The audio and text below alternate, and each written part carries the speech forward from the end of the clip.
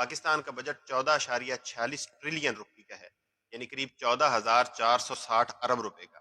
اور اس وقت پاکستان کا جو انٹرسٹ ریٹ ہے وہ 23% ہے۔ اور یہ بڑی اسٹانشنگ بات ہوگی آپ کے لیے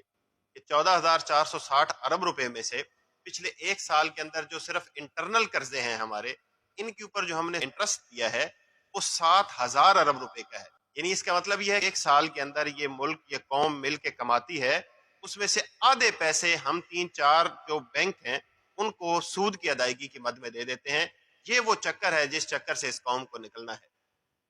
اور اگر ہم اس چکر سے نہیں نکلتے تو اس کا مطلب یہ ہے کہ آئندہ کے لیے بھی ہمارا آدھا بجٹ جو ہے وہ ان 3-4 بینکوں کے پاس جائے گا، اور آدھے بجٹ سے باقی پورا ملک چلے گا۔ اس میں تنخواہیں ہیں، اس میں دفاع ہے، اس میں داخلہ امور ہیں، اس میں خارجہ امور ہیں، اس میں تعلیم ہے، اس میں صحت ہے، باقی ساری چیزیں ان 7,000 ارب روپے میں ہیں۔ یہ وہ بات ہے جس کے متعلق قرآن مجید نے کہا کہ کئی لا یکون دولتم بین الاغنیاء منکم، کہ کہیں ایسا نہ ہو کہ تمہاری دولت جو ہے وہ چند ہاتھوں کے درمیان مرتکز ہو جائے اور باقی ساری سوسائٹی جو ہے وہ اس سے محروم رہے۔ اس لیے سود کے نظام کو ختم کرنا ہوگا۔